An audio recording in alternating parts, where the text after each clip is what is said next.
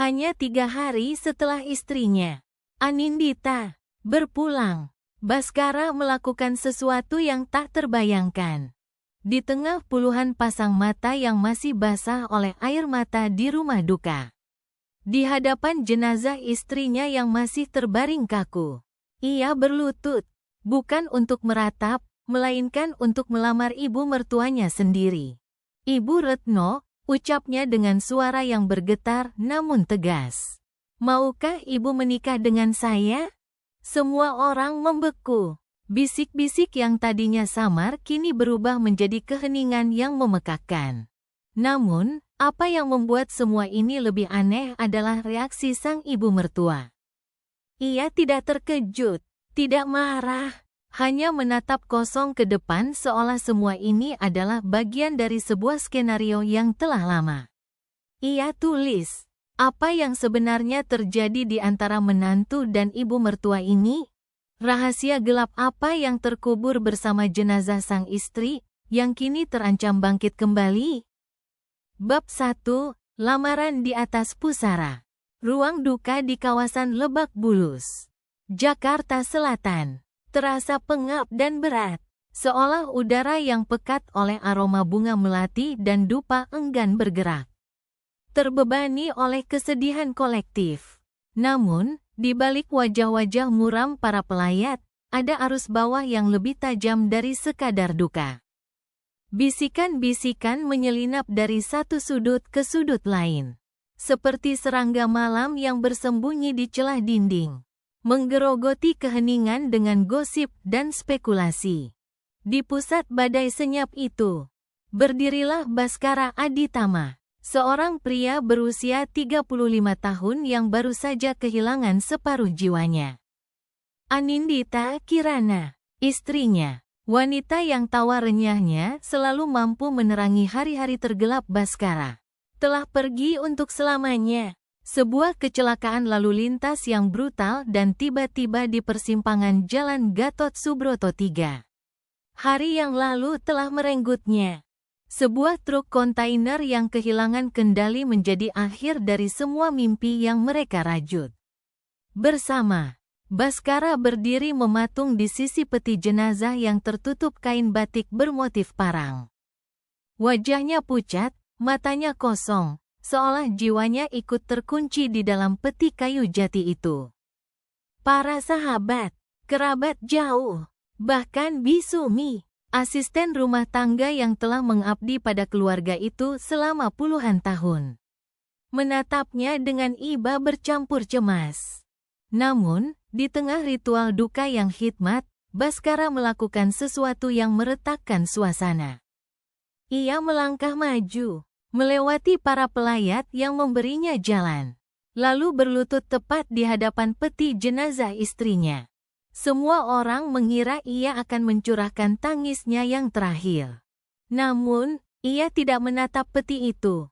Matanya tertuju lurus pada seorang wanita anggun berusia akhir 50-an yang duduk di barisan paling depan. Retno Wulandari, ibu dari Anindita, ibu mertuanya. Ibu Retno, suara Bhaskara terdengar jelas, membelah keheningan yang sakral. Saya tahu ini bukan waktu dan tempat yang tepat. Tapi di hadapan Dita, saya ingin meminta sesuatu. Semua napas tertahan. Maukah ibu menikah dengan saya? Petik 2. Seketika, ruangan itu terasa seperti divakum dari segala suara. Udara membeku. Para sahabat lama Bhaskara ternganga. Bibi dan paman dari pihak Anindita saling pandang dengan ngeri. Dan Bisumi menutup mulutnya dengan kedua tangan.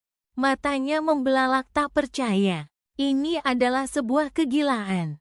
Sebuah aib yang tak terbayangkan. Namun, yang paling mengejutkan bukanlah lamaran absurd itu, melainkan reaksi dari wanita yang dilamar. Retno Wulandari, yang seharusnya menjadi orang yang paling terkejut dan marah, hanya menatap Bhaskara dengan ketenangan yang dingin. Tidak ada kedipan di matanya yang tajam. Bibirnya yang dipoles lipstik berwarna merah marun tetap terkatup rapat. Ia hanya menundukkan kepalanya perlahan. Tatapannya kembali tertuju pada peti jenazah putrinya. Seolah kata-kata Baskara hanyalah angin lalu. Sikapnya begitu tenang, begitu terkendali, seolah ia sudah tahu hal ini akan terjadi. Seolah semua ini adalah takdir yang tak bisa dielakkan. Bagi Baskara, dunianya telah runtuh pada hari Anindita meninggal. Panggilan telepon dari seorang perwira polisi dari Polda Metro Jaya yang mengabarkan bahwa istrinya tewas di tempat setelah mobilnya dihantam truk terasa seperti lelucon kejam. Bagaimana mungkin? Pagi itu, Dita masih tertawa ceria sambil menyiapkan bekal makan siang untuknya. Sebuah kotak berisi nasi goreng spesial dengan telur mata sapi. "Mas, hari ini pulang jangan malam-malam, ya? Ada yang mau aku omongin," katanya sambil melambaikan tangan dari teras rumah mereka di kawasan Menteng. Bayangan itu masih begitu hidup, begitu nyata di benaknya. Namun, di kamar mayat Rumah Sakit Cipto Mangunkusumo, yang ia temui adalah tubuh dingin yang tak lagi bernyawa. Sejak saat itu, waktu bagi Baskara seolah berhenti berdetak. Selama prosesi pemakaman, ia hanya berdiri seperti arca di samping peti jenazah. Menangis dalam diam saat tak ada yang melihat. Tetapi ada sesuatu yang ganjil dengan atmosfer di sekelilingnya. Bisumi, yang biasanya selalu ramah padanya, kini tampak menghindarinya, tak berani menatap matanya. Para kerabat berbisik-bisik di sudut ruangan. Sesekali melirik ke arahnya dan Retno dengan tatapan penuh selidik. Dan di atas segalanya, sikap Retno benar-benar aneh. Selama 3 hari itu, Baskara tidak melihat setetes pun air mata jatuh dari pelupuk matanya. Wanita itu lebih banyak mengurung diri di ruang kerjanya yang luas, menolak ditemui siapapun. Sikapnya bukan seperti seorang ibu yang kehilangan putri satu-satunya, melainkan seperti seseorang yang telah lama menunggu saat ini tiba. Seseorang yang telah melepaskan segalanya. Setelah prosesi pemakaman selesai dan para pelayat mulai meninggalkan rumah duka, beberapa kerabat menasihati Baskara untuk pindah dari rumah itu. "Tempat ini terlalu banyak kenangan, Bas. Kau akan tersiksa," kata salah seorang pamannya. Tapi Baskara menolak. Ia tidak bisa pergi. Ia merasa masih ada urusan yang belum selesai di rumah itu, sebuah misteri yang harus ia pecahkan. Dan urusan itu baru bisa dimulai ketika hanya ada ia dan Retno di sana. Malam harinya, Baskara memberanikan diri mengetuk pintu ruang kerja Retno. Ruangan itu beraroma kayu cendana dan kertas-kertas tua. Dipenuhi rak-rak buku yang menjulang hingga ke langit-langit. Ia ingin mengucapkan terima kasih atas segalanya dan mungkin, untuk terakhir kalinya, berbicara tentang Dita. Namun, Retno tidak ada di sana.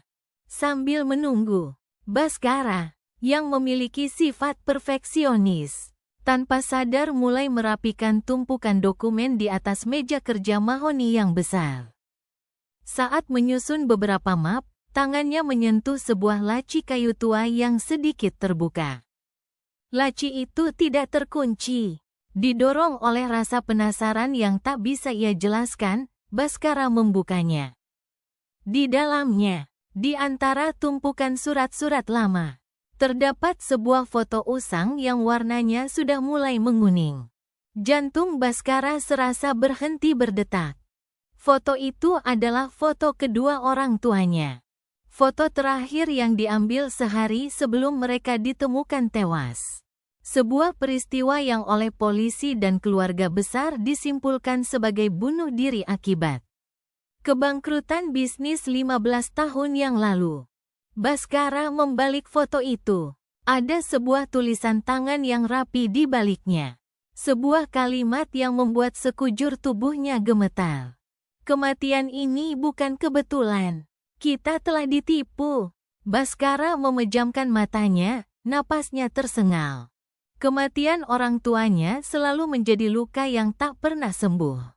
Mereka, pemilik perusahaan konstruksi Cipta Karsa Mandiri, dikatakan putus asa setelah mengalami kerugian besar dan kehilangan segalanya. Namun kalimat di balik foto itu menyiratkan cerita yang jauh lebih kelam. Ia merogoh laci itu lebih dalam, tangannya gemetar hebat.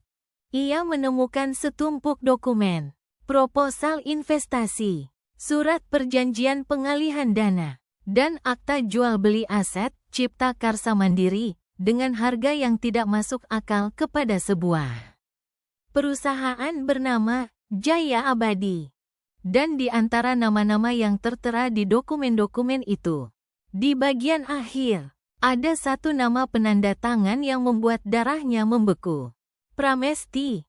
Nama itu tidak asing. Itu adalah nama Retno Wulandari sebelum ia menggantinya puluhan tahun lalu. Rasa dingin yang mengerikan merayap di tulang punggungnya. Jika Retno, ibu mertuanya, terlibat dalam kehancuran bisnis orang tuanya, maka pertemuan dan pernikahannya dengan Anindita bukanlah sebuah takdir yang indah. Itu adalah sebuah konspirasi. Pikiran Baskara berputar kencang.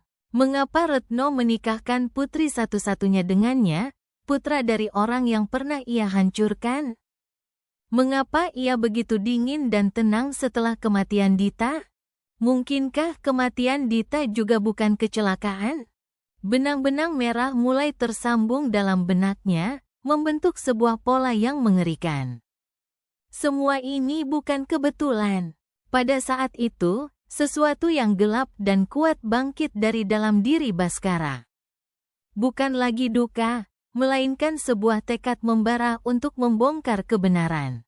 Tapi ia tahu, penyelidikan biasa tidak akan cukup. Retno adalah wanita yang cerdas, berkuasa, dan sangat ahli dalam memanipulasi orang. Cara terbaik untuk menghancurkannya adalah dari dalam.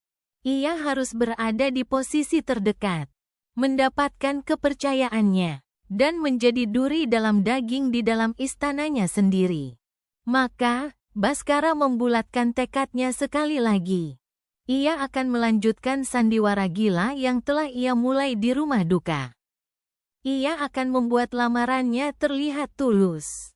Malam itu, saat Retno sedang duduk sendirian di ruang tengah sambil menikmati segelas teh melati hangat, Baskara mendekat dan kembali berlutut di hadapannya. "Saya tidak bisa hidup tanpa Dita, Bu. Tapi satu-satunya hal yang membuat saya bisa bertahan dari kesedihan ini adalah keberadaan Ibu. Ibu adalah satu-satunya keluarga yang saya miliki. Mungkin saya tidak pantas lagi memanggil ibu mertua. Tapi izinkan saya mendampingi Ibu. Menikahlah dengan saya." Retno tidak menunjukkan keterkejutan. Sebaliknya, ia dengan tenang meletakkan cangkirnya, matanya menatap Baskara lekat-lekat. Setelah hening sesaat, ia mengangguk pelan. "Baiklah," katanya dengan suara rendah. "Tapi ada syaratnya. Jangan pernah bertanya tentang masa laluku. Dan kau tidak boleh meninggalkanku, apapun yang terjadi." "Saya tulus," jawab Baskara. Matanya menatap lurus ke mata Retno, menyembunyikan badai yang berkecamuk di dalam hatinya. Sejak saat itu, pembalasan dendamnya dimulai. Atau lebih tepatnya, sejak saat itu, ia tanpa sadar telah melangkah masuk ke dalam sebuah lukisan raksasa yang jauh lebih rumit dan berbahaya dari yang pernah ia bayangkan. Dan di tengah lukisan itu, duduk seorang wanita dengan senyum yang tenang namun mematikan. Menatapnya. Bab 2, Topeng di Balik Pernikahan. Pernikahan itu dilangsungkan dengan sunyi dan rahasia. Tidak ada undangan yang disebar, bahkan untuk kerabat terdekat sekalipun. Tamu yang hadir hari itu hanyalah 2 orang saksi yang diperlukan secara hukum dan seorang penghulu. Upacara tidak diadakan di gedung mewah atau hotel bintang 5. Melainkan di sebuah villa pribadi milik Retno di kawasan Puncak, Bogor. Sang pengantin wanita tidak mengenakan kebaya putih atau gaun pengantin yang megah. Retno hanya memakai gaun terusan berwarna hitam pekat, dengan seuntai kalung mutiara dan anting-anting yang serasi, memberikan kesan elegan namun dingin. Bhaskara berdiri di sampingnya tanpa mengucapkan sepatah kata pun. Setelah ijab kabul diucapkan dengan lancar, Retno menoleh padanya dan berkata dengan suara pelan, "Mulai sekarang, tidak boleh ada rahasia lagi di antara kita." Mendengar kalimat itu, Bhaskara hanya bisa tersenyum dingin dalam hati sambil menganggukkan kepala. Ia tahu, kalimat itu adalah sebuah kebohongan besar, sama seperti senyum yang ia pasang di wajahnya. Kini, ia telah resmi menjadi suami Retno, sekaligus menjadi musuh yang tidur seranjang dengannya, duduk di posisi terdekat untuk melancarkan serangannya. Setelah pernikahan, Retno secara bertahap mulai menunjukkan kepercayaannya pada Bhaskara. Pintu ruang kerjanya yang dulu selalu tertutup kini selalu terbuka untuknya. Ia mulai meminta Bhaskara untuk menemaninya dalam rapat-rapat penting dengan para investor. Bahkan menyerahkan beberapa dokumen keuangan perusahaan untuk ia pelajari. Awalnya, Bhaskara hanya bertindak sebagai pengamat yang pasif. Sesekali memberikan masukan hati-hati agar tidak menimbulkan kecurigaan. Rutinitas mereka menjadi sebuah sandiwara yang sempurna. Pagi hari, mereka sarapan bersama di meja makan yang sama, membicarakan berita bisnis di koran. Malam hari, Bhaskara akan memutarkan musik gamelan Jawa kesukaan Retno sambil menuangkan teh hangat untuknya. Ia memainkan perannya sebagai suami yang setia dan suportif dengan sangat baik. Suatu malam, ketika Retno sudah tertidur lelap, Bhaskara diam-diam masuk ke ruang kerja. Dengan dalih merapikan dokumen-dokumen lama, ia mulai mencari bukti yang lebih konkret. Matanya tertuju pada sebuah lemari arsip baja yang terkunci. Selama beberapa hari, ia mengamati kebiasaan Retno dan akhirnya berhasil mendapatkan duplikat kuncinya. Di dalam lemari itu, ia menemukan sebuah map kulit berwarna abu-abu. Di sampulnya tertulis label, arsip tahun 1998 sampai tahun 1999. Jantung Bhaskara berdebar kencang. Di dalam map itu, ada tumpukan dokumen yang tebal. Surat perjanjian antara Cipta Karsa Mandiri, milik ayahnya dengan perusahaan fiktif bernama Pengembangan Abadi, dokumen pengalihan aset, serta catatan sengketa hukum yang tidak pernah sampai ke pengadilan. Di bagian bawah setiap dokumen penting, tertera nama Pramesti, yang dicetak dengan jelas, lengkap dengan stempel dan tanda tangan asli. Bhaskara ingat betul nama itu. Retno adalah pusat dari semua konspirasi ini. Dialah dalang yang telah meruntuhkan perusahaan yang dibangun orang tuanya dengan susah payah. Sambil menahan napas, ia membawa dokumen-dokumen itu satu persatu ke mesin pemindai scanner, menyimpannya dalam format digital ke sebuah flash disk yang ia sembunyikan dengan baik. Tapi ia tidak berhenti di situ. Beberapa hari kemudian, dengan alasan ingin merapikan dan menyimpan barang-barang peninggalan Anindita, Bhaskara masuk ke kamar almarhumah istrinya. Kamar itu masih sama seperti saat Dita masih hidup. Di atas meja riasnya, masih ada botol parfum favoritnya, beberapa buku yang belum selesai ia baca, dan sebuah bingkai foto keluarga mereka. Bhaskara membuka laci meja rias. Di laci pertama, ada tumpukan surat dari teman-temannya. Di laci kedua, ia menemukan sebuah kotak kayu kecil. Saat membukanya, ia menemukan sebuah buku harian bersampul kain batik. Buku harian Anindita. Dengan tangan gemetar, Bhaskara mulai membalik halaman demi halaman. Di awal-awal, Dita sering menulis tentang ibunya, Retno, dengan penuh kekaguman. Namun, seiring berjalannya waktu, nada tulisannya berubah. Keraguan mulai merayap masuk ke dalam kalimat-kalimatnya. Apakah ibu benar-benar mencintaiku? Atau ibu hanya melihatku sebagai alat untuk mencapai sesuatu? Kadang aku merasa, ibu bukanlah ibuku yang sebenarnya. Dan di halaman terakhir, ada sebuah tulisan yang dibuat dengan tergesa-gesa. Seolah ditulis dalam ketakutan. Ibu bukan ibu kandungku. Aku tahu sekarang. Suatu malam, saat beliau mabuk, beliau mengatakan padaku, "Kau itu bukan anakku.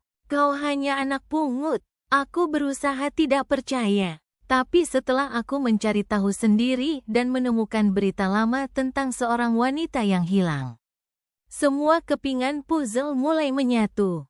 Jika terjadi sesuatu padaku, tolong selidiki kasus orang hilang tanggal 17 April tahun 1998. Nama korbannya, Suryani. Tubuh Baskara menegang. Suryani. Ia samar-samar pernah mendengar nama itu saat masih kecil, dari sebuah koran lokal. Kasus orang hilang yang tidak pernah terpecahkan. Ia mencari nama itu di internet dan menemukan sebuah arsip berita lama. Foto wanita bernama Suryani yang terpampang di berita itu sangat mirip dengan Anindita. Darahnya serasa mendidih. Ia memeluk buku harian itu erat-erat ke dadanya. Malam itu, saat makan malam bersama Retno, ia memasang wajah tenang seolah tidak terjadi apa-apa. Retno bahkan tersenyum dan berkata, "Mas, akhir-akhir ini kamu jadi semakin perhatian." Ya, Baskara hanya membalas senyuman itu, menelan ludah sambil menahan rasa muak yang luar biasa. "Tentu saja, Bu. Kita kan sekarang sudah benar-benar menjadi keluarga," jawabnya datar. Sejak hari itu, Baskara menjadi lebih waspada. Ia mulai memetakan semua lokasi CCTV di dalam dan di sekitar rumah. Secara diam-diam, ia menggunakan ponselnya untuk merekam percakapan-percakapan Retno di ruang kerja dan di telepon. Semua data itu ia simpan di sebuah hard disk eksternal yang ia sembunyikan di tempat yang aman di luar rumah. Ia kembali menelusuri berita tentang hilangnya Suryani. Dan ia menemukan satu fakta krusial. Lokasi terakhir Suryani terlihat adalah di dekat sebuah villa di kawasan Puncak. Villa yang sama tempat ia dan Retno menikah. Itu bukan kebetulan. Baskara pergi ke villa itu sendirian. Villa itu tampak sepi dan berdebu. Di dalam sebuah gudang tua di belakang villa, di antara tumpukan barang-barang bekas, ia menemukan sebuah kotak berisi beberapa foto lama dan sebuah gambar anak-anak. Gambar itu menunjukkan seorang gadis kecil dan seorang wanita dewasa bergandengan tangan. Si gadis kecil menulis di bawahnya, "Aku dan Mama Suryani." Di balik gambar itu, ada tulisan tangan anak-anak yang samar. "Kapan aku bisa ketemu Mama lagi?" Petik 2. Baskara jatuh berlutut, memeluk gambar itu. Amarah, kesedihan, dan rasa bersalah bercampur aduk menjadi satu. Anindita tahu kebenarannya sejak lama, dan ia meninggal sebelum sempat mengungkapkannya. Dan kini, ia, suaminya, menjadi satu-satunya orang yang bisa melanjutkan perjuangannya. Keesokan harinya, Retno pergi keluar lebih awal dari biasanya. Baskara menggunakan kesempatan itu untuk kembali menggeledah ruang kerja. Di antara buku-buku tebal di rak paling atas, ia menemukan sebuah map lain yang tersembunyi. Map itu berlabel "Rekam Medis". Di dalamnya, ada catatan konsultasi psikiatri atas nama Pramesti. Nama lama Retno. Diagnosisnya tertulis jelas. Gangguan kepribadian narsistik dengan kecenderungan antisosial, kebutuhan kontrol yang obsesif, dan paranoid delusion terhadap keluarga. Dan di bagian akhir catatan, ada satu baris yang melengkapi semua teka-teki. Hubungan dengan pasien. Anak angkat. Nama pasien, ibu angkat. Suryani. Baskara akhirnya memahami segalanya. Retno adalah anak angkat Suryani. Ia membunuh ibu angkatnya untuk merebut seluruh harta warisannya. Lalu membesarkan Anindita, putri kandung Suryani. Seolah-olah Anindita adalah putrinya sendiri. Demi menguasai seluruh aset keluarga, Baskara menggenggam dokumen itu dengan tangan terkepal, giginya bergemeletuk. Ini bukan lagi sekadar balas dendam untuk orang tuanya. Ini adalah perjuangan untuk keadilan. Untuk Anindita. Dan sebagai hadiah terakhir untuknya. Malam itu, ketika Retno pulang, Baskara menyambutnya seperti biasa. Aku lelah sekali hari ini, kita tidur lebih awal ya, kata Retno sambil mengecup pipinya. Baskara mengangguk, namun di dalam hatinya, sebuah keputusan telah dibuat. Keesokan harinya, ia menemui seorang pengacara ternama. Menyerahkan semua bukti yang telah ia kumpulkan. Sang pengacara menatapnya dengan wajah terkejut dan berkata, ini lebih dari cukup untuk membuka penyelidikan pembunuhan. Namun, malam itu, Baskara terbangun oleh perasaan aneh. Jendela kamarnya sedikit terbuka, padahal ia yakin telah menguncinya. Udara malam yang dingin menyusup masuk. Saat ia bangkit untuk menutup jendela, ia melihat sekilas bayangan seseorang bergerak cepat dan menghilang di balik kegelapan taman. Pagi harinya, ia memeriksa rekaman CCTV. Pukul 3.17 dini hari. Seorang pria berpakaian hitam terekam sedang mengintip ke dalam kamarnya. Lalu melarikan diri saat menyadari ada pergerakan.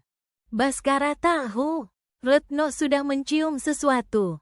Permainan pura-pura telah berakhir. Kini, perang terbuka akan segera dimulai. Bab 3, Permainan Catur Sang Predator. Malam semakin larut, namun kewaspadaan Baskara justru semakin menajam. Ia pura-pura tertidur, tetapi seluruh inderanya waspada. Telinganya menangkap setiap derik suara di luar jendela. Rekaman CCTV itu bukanlah rekaman seorang maling biasa. Cara pria itu bergerak, caranya mengamati, semuanya menunjukkan profesionalisme. Itu adalah pembunuh bayaran yang dikirim oleh Retno. Wanita itu telah menyadari permainannya dan memutuskan untuk mengakhirinya dengan cara yang paling brutal. Tanpa membuang waktu, Baskara segera memindahkan hard disk eksternal berisi semua bukti ke tempat persembunyian yang baru. Sebagian salinan data ia kirimkan secara terenkripsi kepada pengacaranya. Dan sisanya ia unggah ke sebuah layanan penyimpanan awan dengan kata sandi berlapis.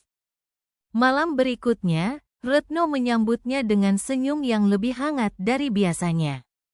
Ia mengusap wajah Baskara dengan lembut. Kamu kelihatan lelah sekali akhir-akhir ini. Ada masalah di kantor? Tanyanya dengan nada penuh perhatian.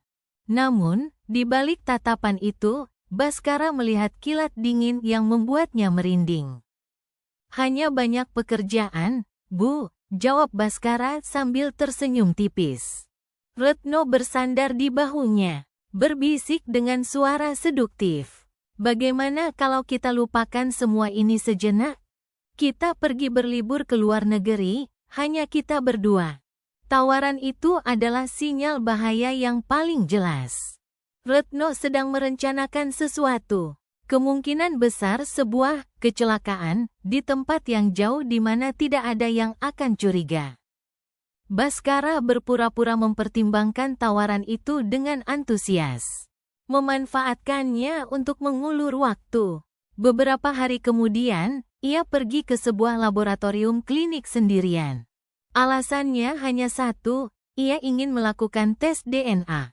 Kepada petugas, ia berbohong dengan mengatakan bahwa ia baru tahu dirinya adalah anak adopsi dan ingin memastikan garis keturunannya.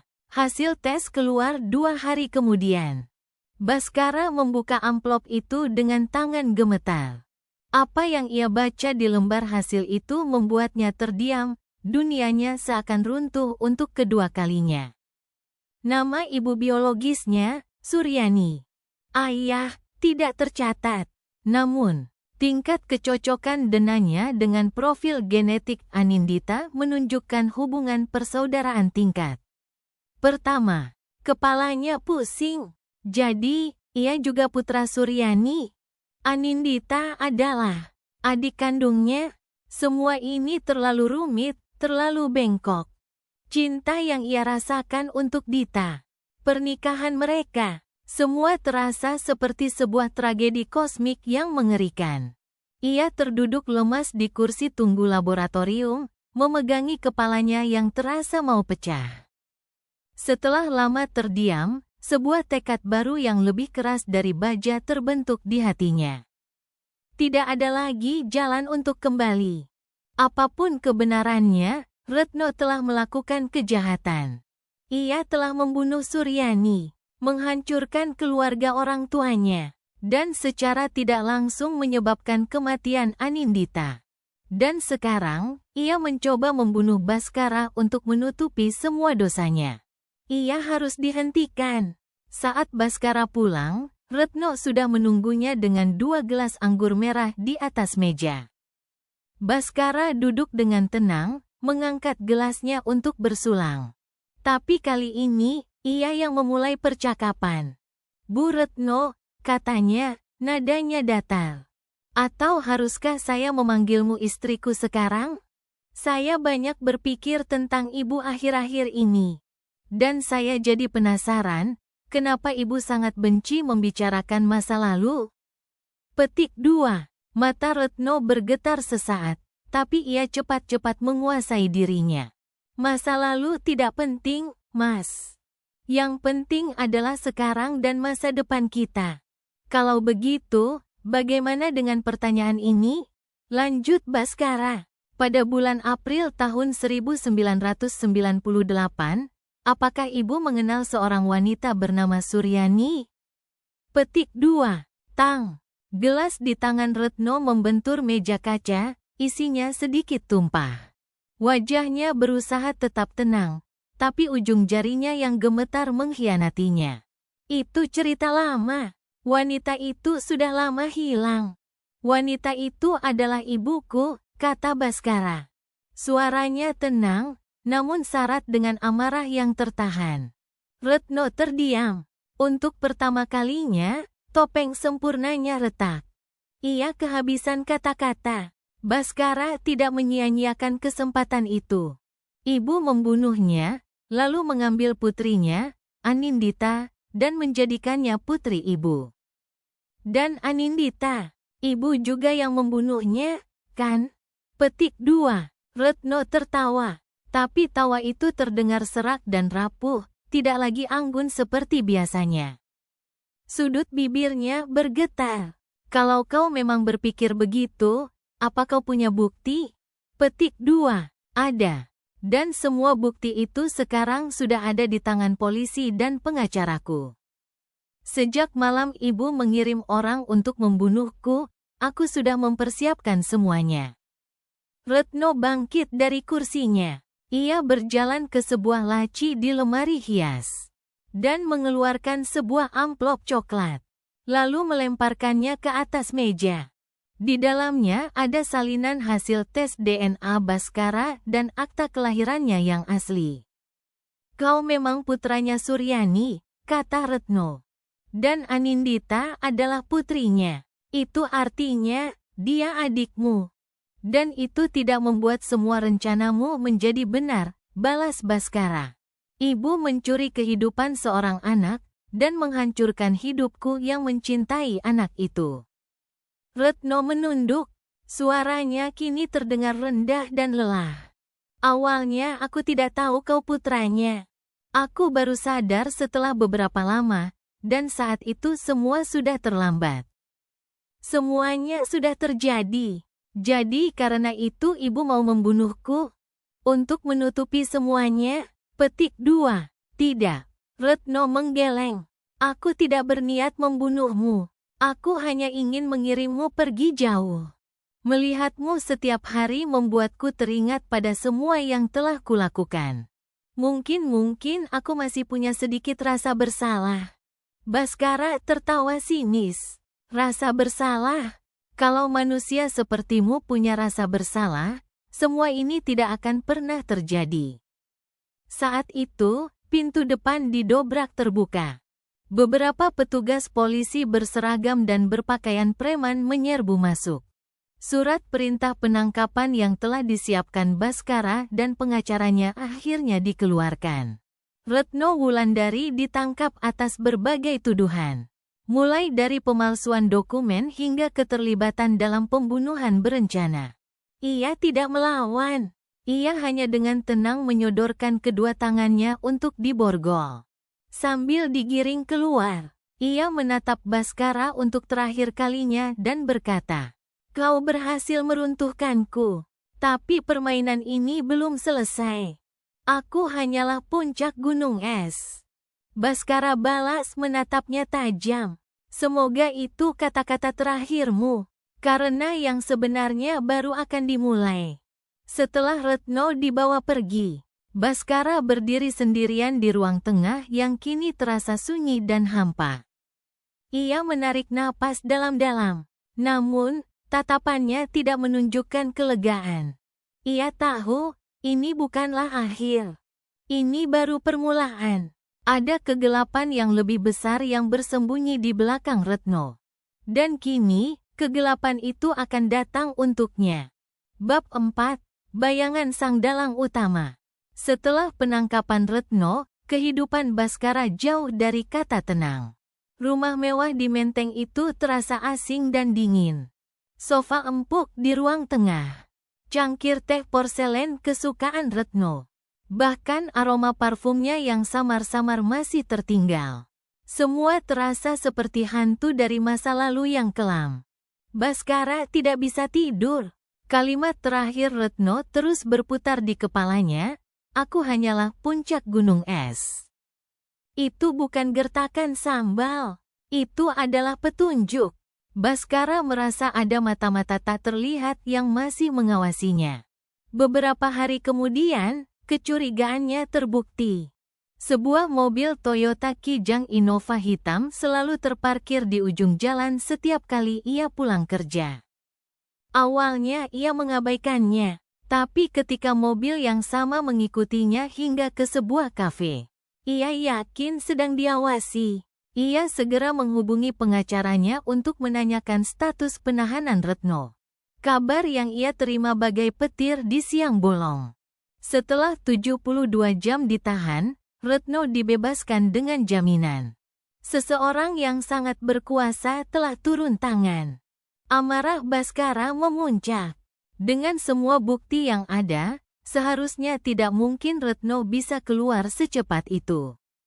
Malam itu, ia memperkuat sistem keamanan rumahnya dan meletakkan sebatang tongkat baseball di samping tempat tidurnya. Ia mulai menyelidiki daftar perusahaan dan yayasan yang pernah disebutkan Retno. Ia menelusuri semua jejak digital, berita lama, transaksi keuangan, kepemilikan properti. Satu nama terus muncul, terhubung dengan investasi-investasi besar bersama Retno. Beberapa di antaranya terjadi tepat pada saat perusahaan ayahnya bangkrut. Gunawan Prakoso, seorang konglomerat berusia pertengahan 60-an, pemilik Nusantara Group. Di permukaan, ia sudah pensiun dan menyerahkan bisnis pada anak-anaknya. Namun di balik layar, ia dikenal sebagai sosok bayangan yang memiliki koneksi kuat di dunia politik, hukum, dan media. Bhaskara segera mendatangi kantor pusat Nusantara Group di kawasan SCBD. Berpura-pura sebagai klien, ia mengamati lobi. Tepat saat itu, Gunawan Prakoso keluar dari lift, dikawal oleh beberapa ajudan. Bhaskara tidak membuang muka. Ia menatap lurus ke mata pria tua itu. Gunawan sedikit mengernyitkan dahi, merasakan tatapan tajam itu, sebelum akhirnya berlalu. Malam harinya, saat Bhaskara berjalan pulang melalui sebuah gang yang sepi, Dua orang pria berbadan tegap mencegatnya. "Mas Baskara, kan?" kata mereka dengan sopan palsu. Namun tatapan mereka dingin dan tangan mereka sudah terbungkus sarung tangan kulit. "Ada perlu apa?" tanya Baskara, waspada. Orang yang terlalu banyak bertanya biasanya hidupnya tidak lama. Apalagi kalau terus menggali kuburan orang yang sudah lama hilang, kata salah satu dari mereka. Tanpa peringatan, Baskara melayangkan tinjunya. Namun ia kalah jumlah. Ia segera dilumpuhkan, sebuah tendangan keras mendarat di perutnya. Sambil menahan sakit, ia berhasil menekan tombol panggilan darurat di ponselnya. Beruntung, seorang pejalan kaki yang melihat kejadian itu berteriak dan memanggil polisi, membuat kedua preman itu melarikan diri. Di kantor polisi, Baskara sadar ini bukan sekadar penganiayaan. Ini adalah sebuah peringatan. Mereka ingin ia berhenti, tapi Baskara tidak akan berhenti. Keesokan harinya, ia menemui Rizky, sahabat lamanya yang bekerja sebagai jurnalis investigasi di sebuah media nasional. "Kaye, aku butuh bantuanmu. Tapi ini berbahaya, nyawaku dan mungkin nyawamu bisa jadi taruhannya." Rizky menatapnya serius. "Ceritakan semuanya." Baskara membeberkan semua yang ia temukan. Sementara Rizky mulai melakukan penyelidikannya sendiri. Baskara memasang alat pelacak di mobil Retno. Seminggu kemudian, ia menemukan pola. Retno sering mengunjungi sebuah klub malam eksklusif di kawasan Senayan, tempat para politisi dan pebisnis kelas kakap bertemu secara rahasia. Dengan kartu nama palsu dan proposal investasi fiktif, Baskara berhasil menyusup masuk sebagai asisten seorang tamu VIP. Di dalam, di sebuah ruangan privat, ia melihat pemandangan yang membuatnya muak. Gunawan Prakoso duduk santai sambil tertawa bersama beberapa pria paruh baya lainnya. Dan di sampingnya, dengan gaun malam yang gemerlap, duduk Retno Wulandari. Baskara mengaktifkan fitur perekam di jam tangan pintarnya. "Anak itu, si Baskara, sekarang jadi berbahaya," kata Gunawan. "Salahmu dari awal terlalu meremehkannya. Dia bukan lawan yang sepadan," jawab Retno sambil memutar gelasnya. "Tapi dia sudah masuk terlalu dalam.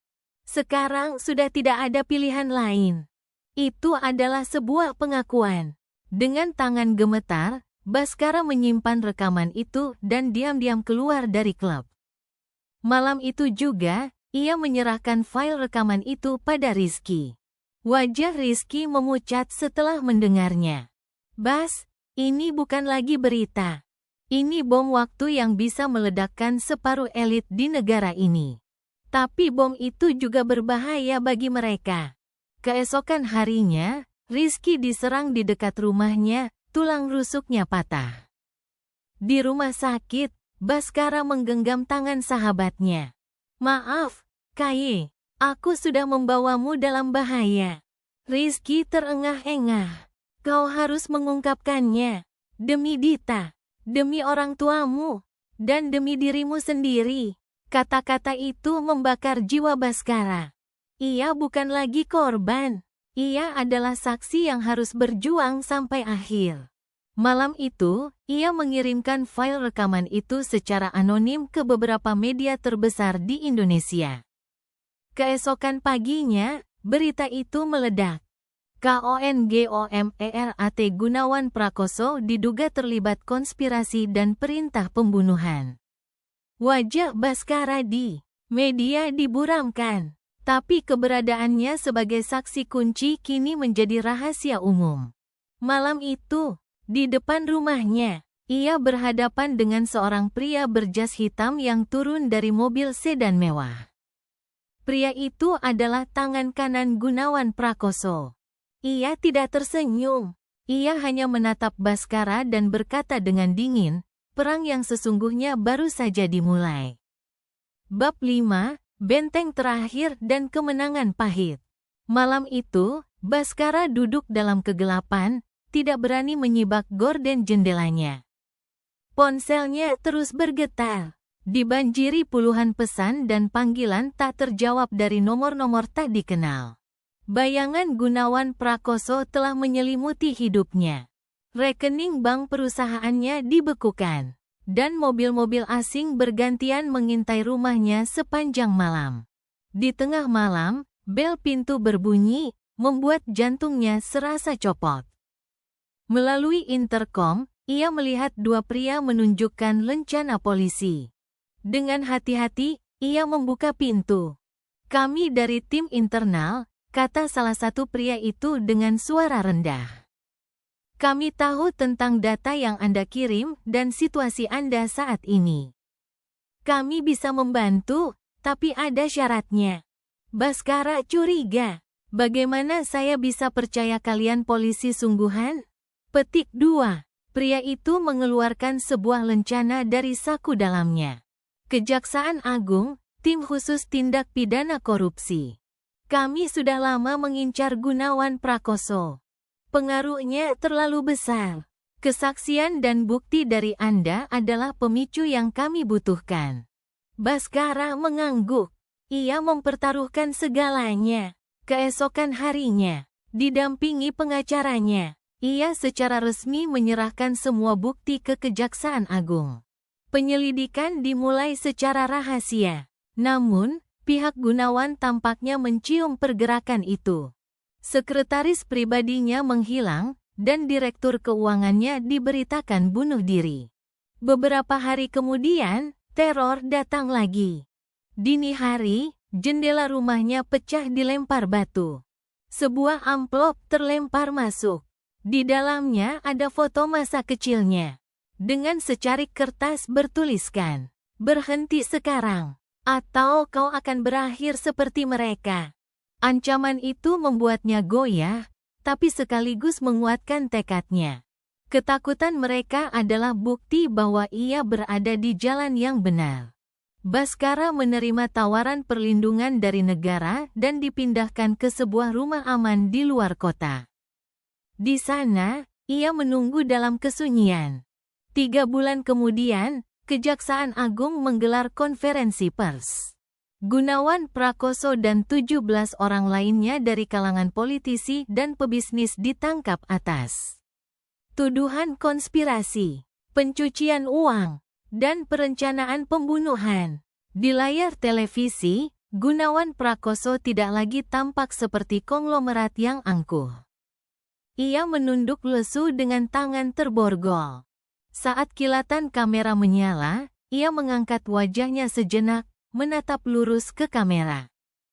Tatapan matanya penuh dengan kebencian dan janji pembalasan. Malam itu, untuk pertama kalinya setelah sekian lama, Baskara bisa bernapas lega. Namun, ketenangan itu tidak berlangsung lama. Sebuah telepon dari pengacaranya datang.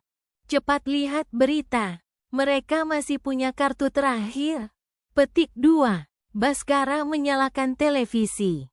Baru saja dilaporkan, tersangka Gunawan Prakoso ditemukan tewas bunuh diri di dalam sel tahanan. Namun, dalam surat wasiat yang ia tinggalkan, muncul sebuah nama baru, RMS. Sosok misterius ini disebut sebagai dalang utama di balik segalanya. Baskara menahan napas. RMS. Ia segera menelusuri kembali dokumen-dokumen lama, mencari inisial itu. Ia menemukannya di sebuah catatan kecil milik ibunya, Suryani. Sebuah nama, Raden Mas Suharjo. Seorang pria berusia 70-an. Tercatat hanya sebagai ketua dewan pembina di beberapa yayasan milik Gunawan. Hidup dalam pengasingan. Tidak ada fotonya di media. Saat itu, Baskara teringat satu kalimat lagi dari buku harian Anindita. "Waktu kecil, di Villa Puncak, ada Om Harjo yang baik sekali padaku seperti ayah sendiri. Ibu, Retno, selalu waspada padanya, tapi menurutku dia orang baik." Baskara segera meluncur ke villa di puncak itu. Villa itu kini tampak terawat. Sebuah mobil sedan mewah terparkir di halamannya. Baskara memanjat pagar, menyelinap masuk. Di dalam ruang tengah yang remang-remang. Di depan perapian yang menyala. Duduk seorang pria tua berambut putih. Melihat Baskara, pria tua itu tersenyum. Akhirnya kau datang juga. Aku sudah menunggumu. Anda Raden Mas Suharjo? Tanya Baskara, waspada. Pria tua itu mengangguk. Ya. Akulah orang yang kau cari. Aku yang berbisnis dengan ayahmu, dan aku juga yang mengenal ibumu. Kenapa? Kenapa Anda melakukan semua ini dari balik layar? Petik 2. Suharjo menatap api di perapian. Dunia ini rimba, anak muda. Siapa yang kuat, dia yang berkuasa. Gunawan hanyalah alatku, Retno pionku. Tapi kau adalah variabel yang tidak terduga. Cinta tulus Anindita padamu, itulah yang merusak segalanya. Tangan Baskara gemetar. Ia menyalakan perekam di sakunya. Suharjo melihatnya dan tersenyum lagi. Rekaman itu tidak ada gunanya. Aku sudah membersihkan semua jejak. Dan sebentar lagi, aku akan pergi. Napasnya mulai tersengal-sengal. Jantungku sudah tidak kuat lagi. Tapi kau masih muda. Jadi ingatlah pesanku, kebenaran terkadang bisa menghancurkan semua orang. Sanggupkah kau menanggung bebannya? Petik 2. Saya akan menanggungnya, jawab Baskara tegas. Dan saya akan mengungkap kebenaran sampai akhir. Sebelum Baskara pergi, Suharjo menatapnya untuk terakhir kali. Kau pada akhirnya sangat mirip denganku. Baskara tidak menjawab. Ia meninggalkan villa itu. Beberapa hari kemudian, berita kematian Raden Mas Suharjo karena serangan jantung tersebar. Kematiannya tampak seperti akhir dari segalanya. Baskara kembali ke Jakarta. Ia pergi ke pemakaman untuk mengunjungi makam Anindita. Berlutut di depan nisan bertuliskan nama adiknya yang pernah menjadi istrinya itu, ia berbisik. Semuanya sudah selesai, Dita. Maaf aku tidak bisa melindungimu. Tapi kebenaran yang kau inginkan, sekarang semua orang sudah tahu. Angin berdesir lembut, dan rintik hujan mulai turun dari langit yang kelabu. Baskara bangkit berdiri, menatap nisan itu untuk terakhir kalinya. Dunia masih terasa dingin dan kejam. Tapi di dalam dadanya, untuk pertama kalinya, ada sesuatu yang terasa hangat. Sebuah kedamaian yang pahit. Ia bukan lagi seorang pembalas dendam. Ia adalah seorang penyintas yang telah menemukan kebenarannya sendiri. Perjalanannya masih panjang, tapi kini ia tahu jalan mana yang harus ditempuh.